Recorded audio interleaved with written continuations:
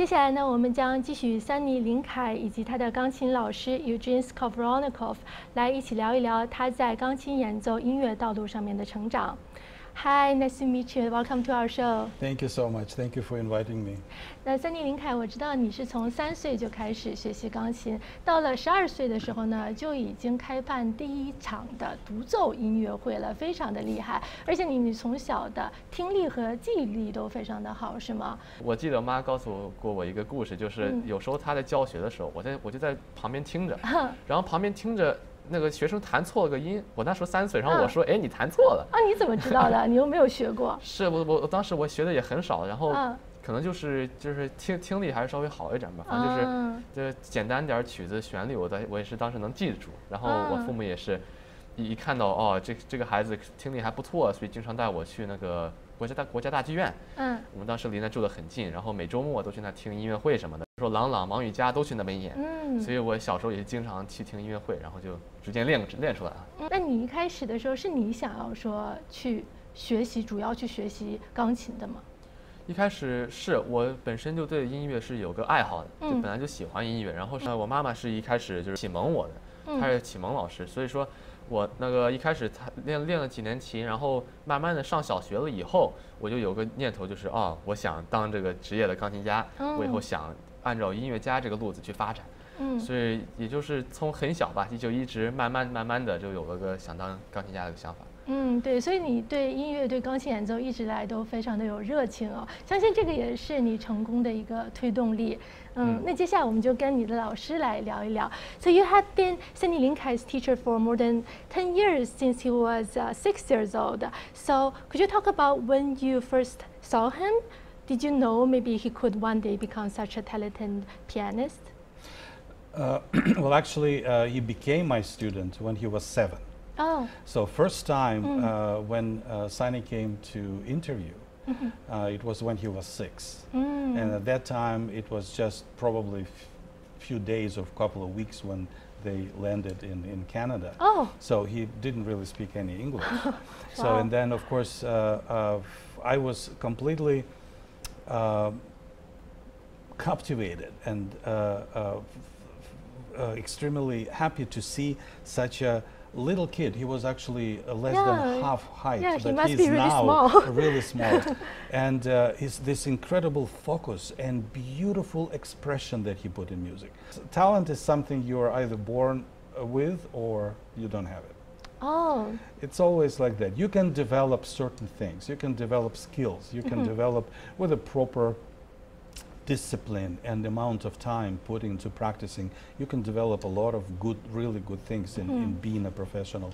But talent is something that I would say puts life into the performance. Something that creates expression that really touches the heart of the audience.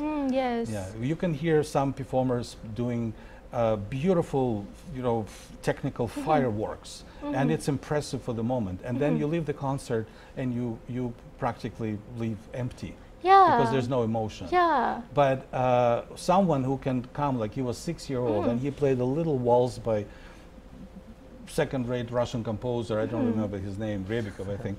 And he put so much of expression into it, and I was completely blown away with this. And I said I would take him right away, but he was 6 and not a word in English, not a single word. Well, I he think communicated with you through music. Yeah. But a year later, we had a meeting with Sunny's parents, who are actually incredibly supportive of him, and they're true committed to Sunny's success and everything. And judging from your experience, what do you think that makes him stand out from young pianists nowadays? It goes practically into my philosophy in music, that music performance of actually any kind, not only piano, any music performance, it's a combination of 3 major components, which make music or performance of music is probably the most complex activity you can imagine, because you have incredible intellectual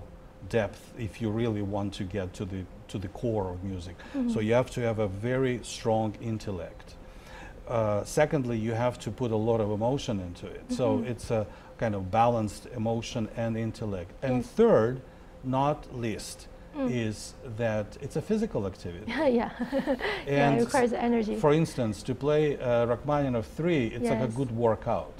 Basically, you run through this 45 minutes of music. It's like you spend, 2-3 hours doing heavy lifting in the gym. Yeah. Seriously. Now, to speak of intellectual comprehension of piece of music, you need to know the background of music. You need to know the history or prehistory. Maybe there is a program to it. Maybe there is a certain events in the life of the composer that musician or performer has to consider when performing this music. And you need to know the style of music. So you need to have experience of either playing a variety of different styles to identify this different style, or learning about this. So it's a very profound and technical thing. Yeah. We have to develop incredible precision when you play. So it's your whole body, whole system focuses on the tip of your finger, concentrating the energy in the tip of your finger. Okay, it's an enormous task actually for the whole system. Yes. So once Bach said, or actually he was asked, great Johann Sebastian Bach, how come he's such a great virtuoso player and he can remember all these things, all these notes? And he said, oh, it's easy. You just need to know the note and where to play it. That's it, it's easy. Yeah, and then Sunny had to play 30,000 notes in this concerto. Just knowing exactly where to put the note in, that's it. Easy yeah, task. it requires lots of work.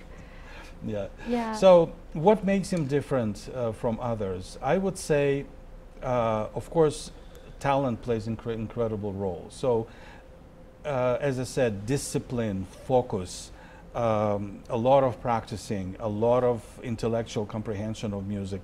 This is all that form the foundation, the base. But the cherry on the pie, right?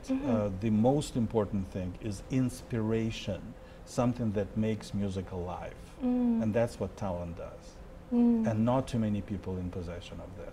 And luckily, I think for me and for listeners, and for, I hope, for many, many more years after now, that they will enjoy Sunny's inspirational performance. Something else I would like to mention to you, that as Artistic Director of Music and Choral Concert Society and Vancouver International School of Music, I see our role and my role as a Steinway artist, also as a performer, in promotion of the young talents. Yes. And this time when we had this incredibly fantastic collaboration of these two organizations plus Vancouver Opera Orchestra that has as a head of the orchestra, the conductor of the orchestra, Leslie Dalla, whom I know for over 20 years, as a fantastic collaboration, and I'm really, really grateful for this wonderful time that we had together.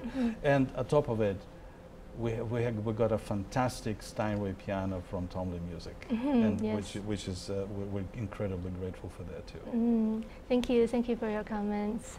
那 Sunny 呢？日后你的下一个目标是什么吗？无论那个下一个那个活动是什么，我最终的目标就是把我内心的音乐带给观众，然后尽可能的就是一步一步去那个接近那个目标。我想，就是在世界上最大的舞台上，就是给那个世界上最大的观众就那个演奏我内心的音乐。在节目的最后，让我们欣赏一段Sunny林凯今年与温哥华歌剧交响乐团演出的曲目《拉三》。拜拜。拜拜。